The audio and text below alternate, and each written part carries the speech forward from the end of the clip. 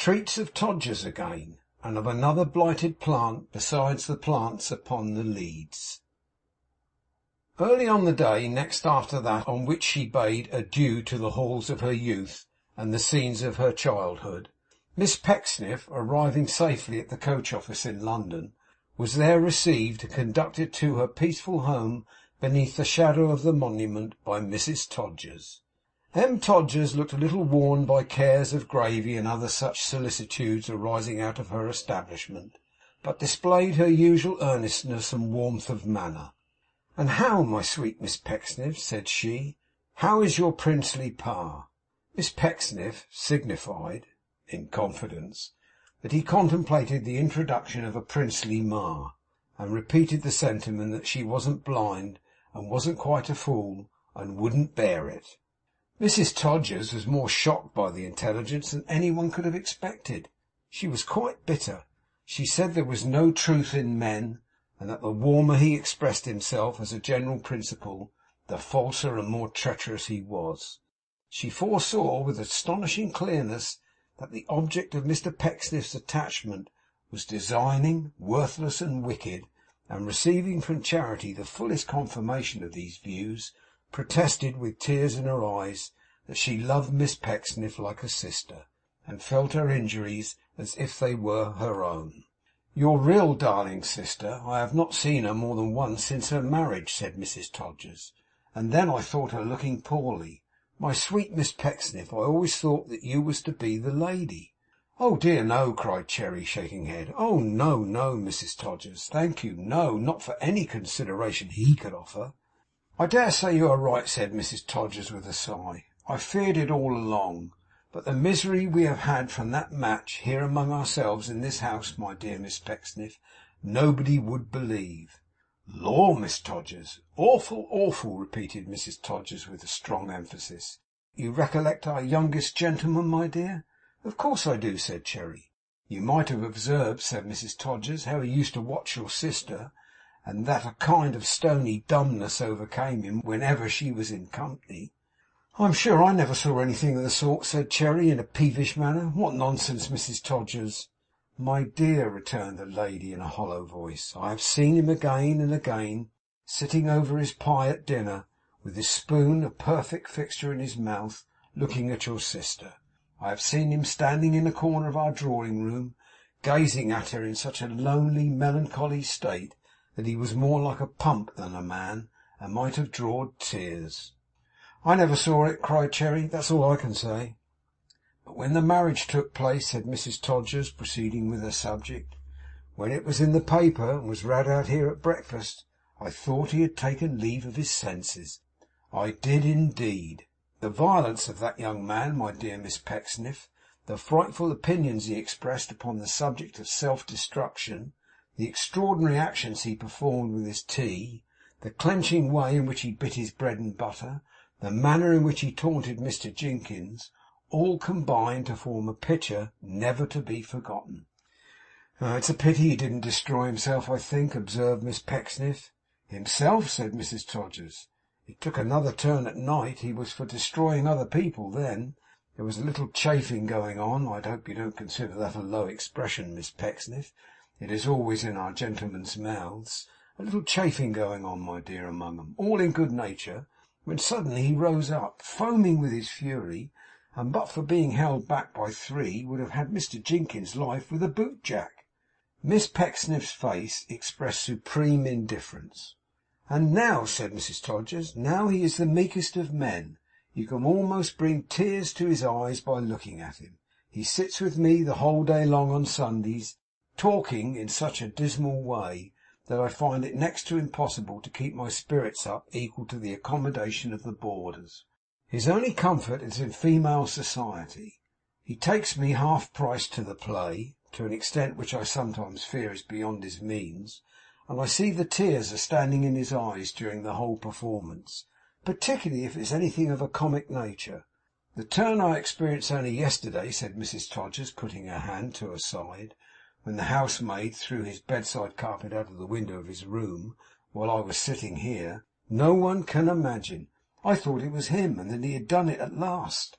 The contempt with which Miss Charity received this pathetic account of the state to which the youngest gentleman in company was reduced did not say much for her power of sympathizing with that unfortunate character. She treated it with great levity, and went on to inform herself and afterwards whether any other changes had occurred in the commercial boarding house. Mr Bailey was gone, and had been succeeded, such is the decay of human greatness, by an old woman whose name was reported to be Tamaroo, which seemed an impossibility. Indeed, it appeared in the fullness of time that the jocular boarders had appropriated the word from an English ballad, in which it is supposed to express the bold and fiery nature of a certain hackney coachman, and that it was bestowed upon Mr Bailey's successor by reason of her having nothing fiery about her, except an occasional attack of that fire which is called St. Anthony's. This ancient female had been engaged, in fulfilment of a vow registered by Mrs Todgers, that no more boys should darken the commercial doors, and she was chiefly remarkable for a total absence of all comprehension upon every subject whatever. She was a perfect tomb for messages and small parcels, and when dispatched to the post office with letters, had been frequently seen endeavouring to insinuate them into casual chinks in private doors, under the delusion that any door with a hole in it would answer the purpose. She was a very little old woman, and always wore a very coarse apron, with a bib before and a loop behind, together with bandages on her wrists, which appeared to be afflicted with an everlasting sprain.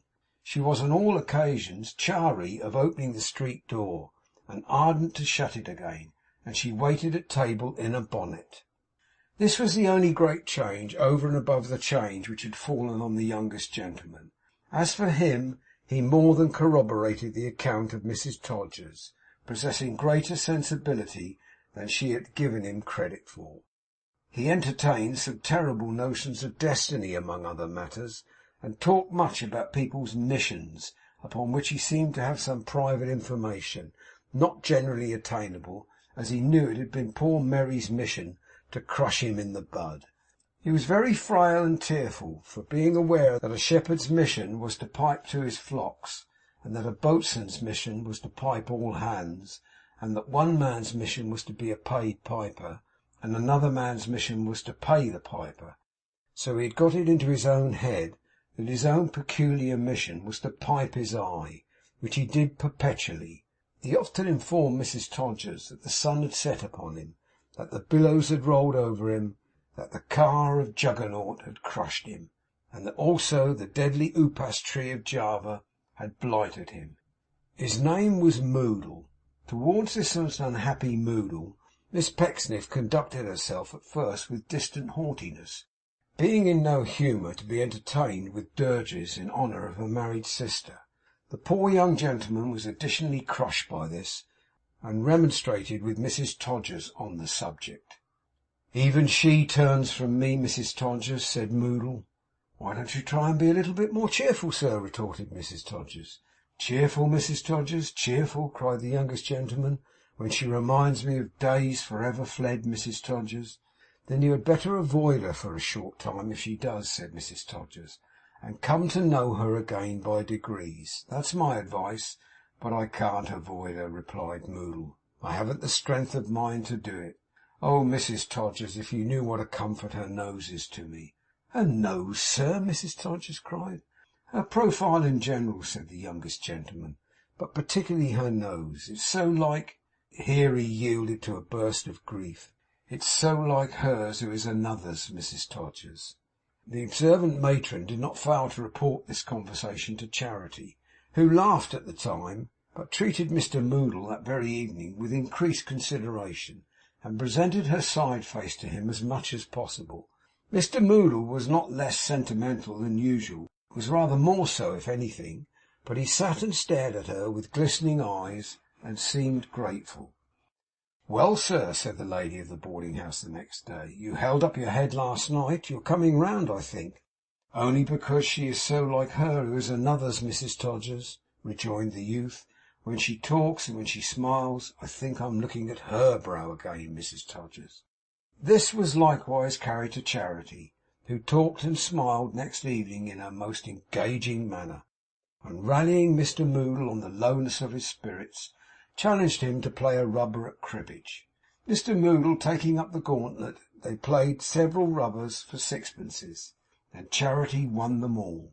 This may have been partially attributable to the gallantry of the youngest gentleman, but it was certainly referable to the state of his feelings also, for his eyes being frequently dimmed by tears, he thought that aces were tens and knaves queens, which at times occasioned some confusion in his play. On the seventh night of cribbage, when Mrs Todgers, sitting by, proposed that instead of gambling they should play for love, Mr Moodle was seen to change colour. On the 14th night he kissed Miss Pecksniff's snuffers in the passage when she went upstairs to bed, meaning to have kissed her hand, but missing it. In short, Mr Moodle began to be impressed with the idea that Miss Pecksniff's mission was to comfort him, and Miss Pecksniff began to speculate on the probability of its being her mission to become ultimately Mrs Moodle. He was a young gentleman, Miss Pecksniff was not a very young lady, with rising prospects and almost enough to live on.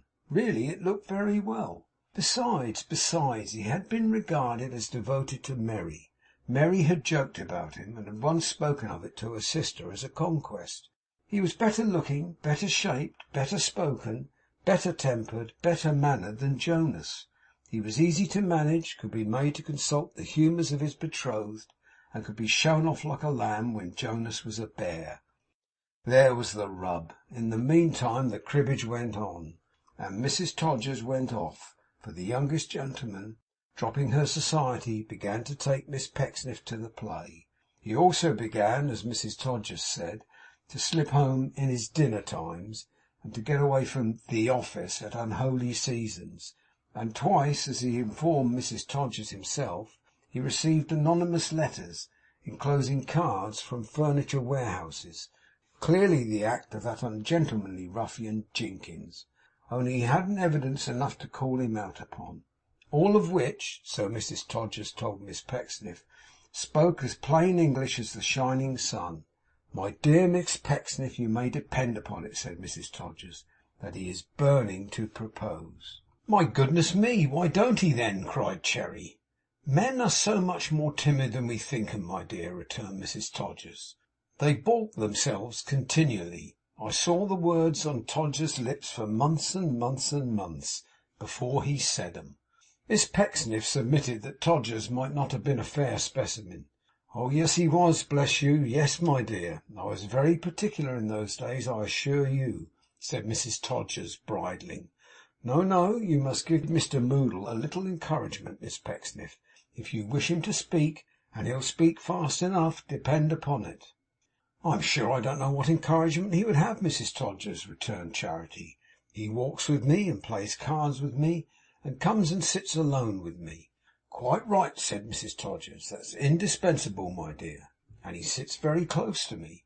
Quite correct, said Mrs Todgers. And he looks at me. To be sure he does, said Mrs Todgers. And he has his arm upon the back of the chair or sofa, or whatever it is, behind me, you know. I should think so, said Mrs Todgers. And then he begins to cry. Mrs Todgers admitted that he might do better than that, and might undoubtedly profit by the recollection of the great Lord Nelson's signal at the Battle of Trafalgar. Still, she said, he would come round, or, not to mince the matter, would be brought round, if Miss Pecksniff took up a decided position, and plainly showed him that it must be done. Determining to regulate her conduct by this opinion, the young lady received Mr Moodle on the earliest subsequent occasion with an air of constraint, and gradually leading him to inquire in a dejected manner why she was so changed, confessed to him that she felt it necessary for their mutual peace and happiness to take a decided step. They had been much together lately, she observed, much together, and he had tasted the sweets of a genuine reciprocity of sentiment. She could never forget him, nor could she ever cease to think of him with feelings of the liveliest friendship. But people had begun to talk. The thing had been observed, and it was necessary that there should be nothing more to each other than any gentleman and lady in society usually are. She was glad she had had the resolution to say thus much before her feelings had been tried too far. They had been greatly tried, she would admit, but though she was weak and silly, she would soon get the better of it, she hoped. Moodle, who had by this time become in the last degree maudlin, and wept abundantly, inferred from the foregoing avowal that it was his mission to communicate to others the blight which had fallen on himself, and that being a kind of unintentional vampire, he had Miss Pecksniff assigned to him by the Fates as victim number one. Miss Pecksniff controverting this opinion as sinful, Mr Moodle was goaded on to ask whether she would be contented with a blighted heart, and it appearing on further examination that she could be, plighted his dismal troth, which is accepted and returned. He bore his good fortune with the utmost moderation.